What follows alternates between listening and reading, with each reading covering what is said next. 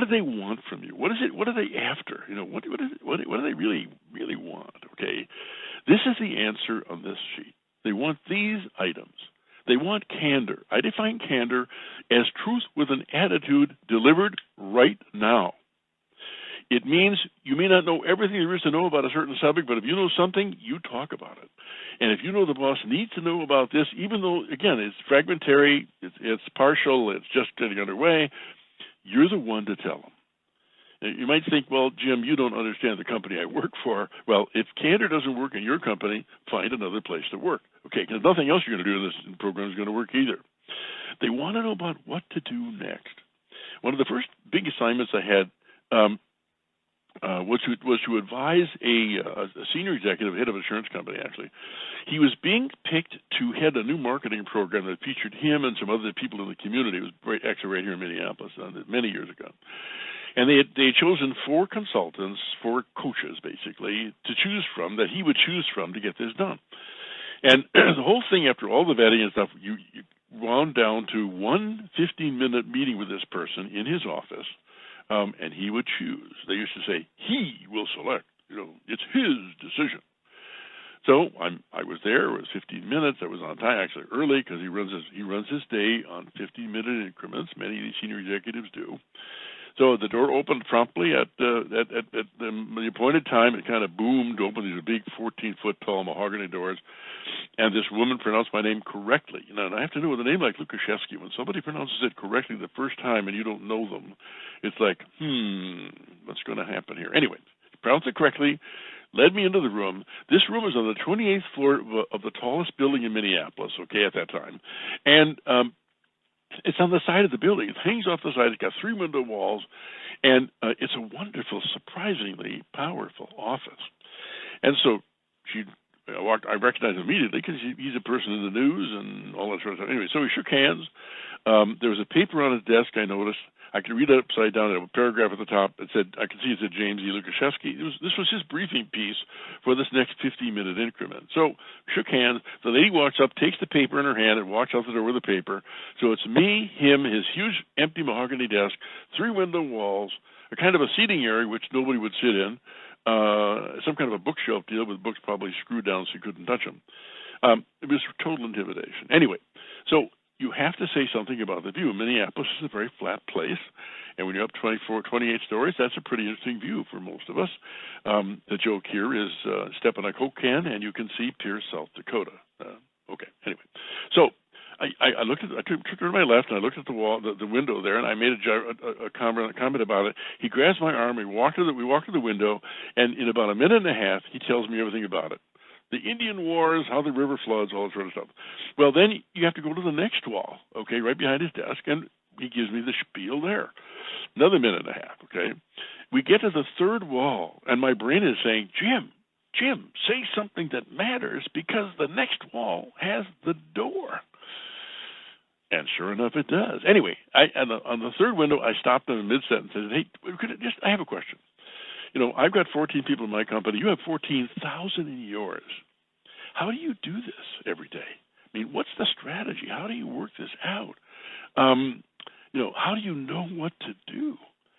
And he'd been to the company a long time. He wasn't a new guy by any means. But anyway, he kind of shuffles his feet, looks out the window, and very sincerely says, Jim, I think the board gave me this job 6 years ago because they trusted my judgment. They knew that I could, make at least half the decisions necessary to run this company, and they could rely on my judgment.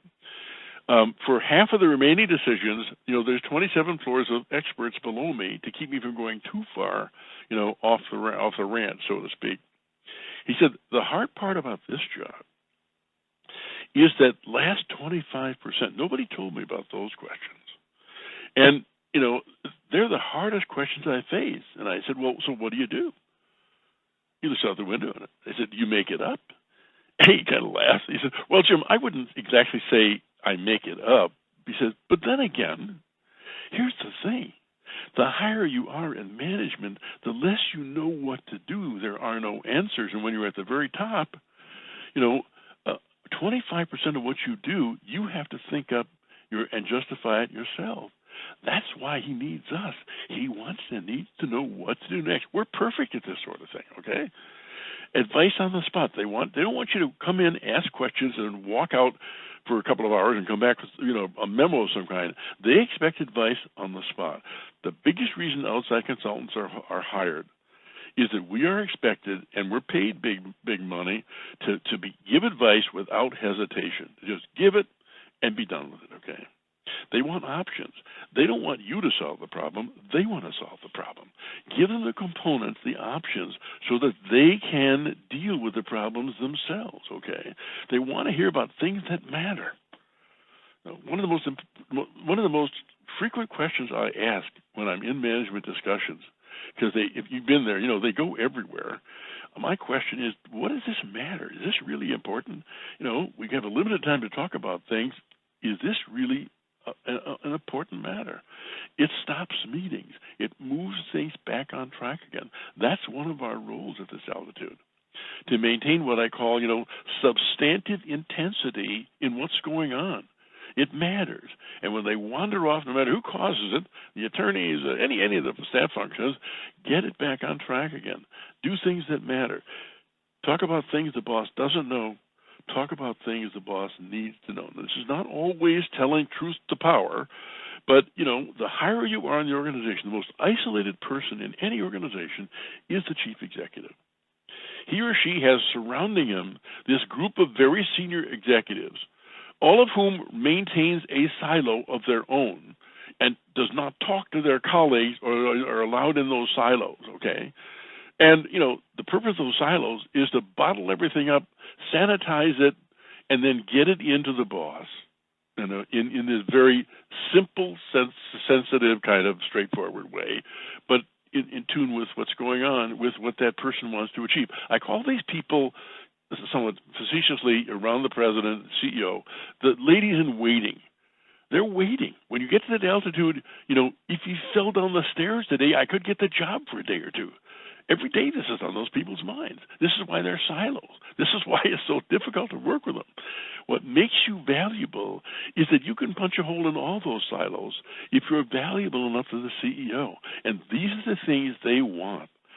Any leader wants this kind of the things on this slide, okay? This is serious stuff we're talking about you. This is more about how you change, how you grow, how you work to be really, really valuable, and we've yet to get to communications, all right? There's some realities of leadership you simply have to understand.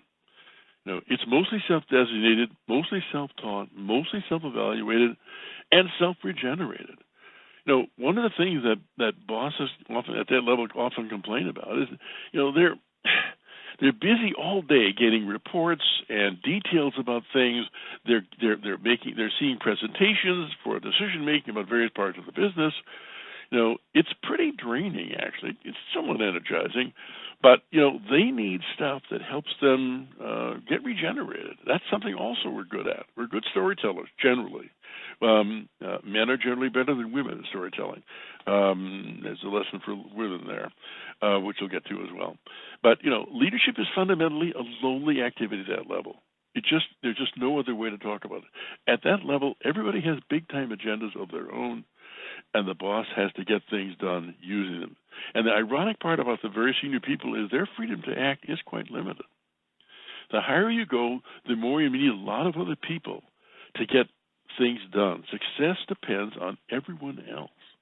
And so the issue for us in this circumstance is to be one of the most key other someone else's that the chief executive and senior executives really can rely on.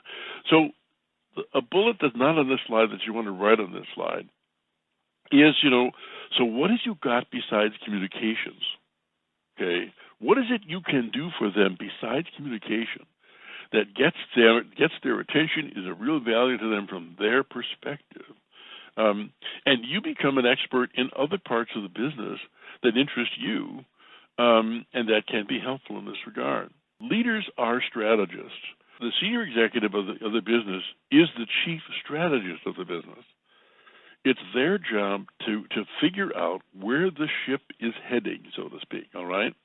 One of the differences between management and managers and leaders is that managers tend to work inside the box, inside the plan. They develop the plan, they get the plans approved, and then they work the plans to make them happen, okay? There's all kinds of business books written every year about the 120% achievement and 110% this and all sorts of stuff. I can tell you that any leader will tell you, look, the plan has 11 parts. All I want from each of you is 100% of what you promised. Just 100%, okay? You can go home on weekends if you want. You can go. You can have a vacation if you want. I'm just looking for 100%. So all of this balderdash about super achievement and the rest of it is just that. The boss just wants you to give him or her what you promised you would do to make the plans work.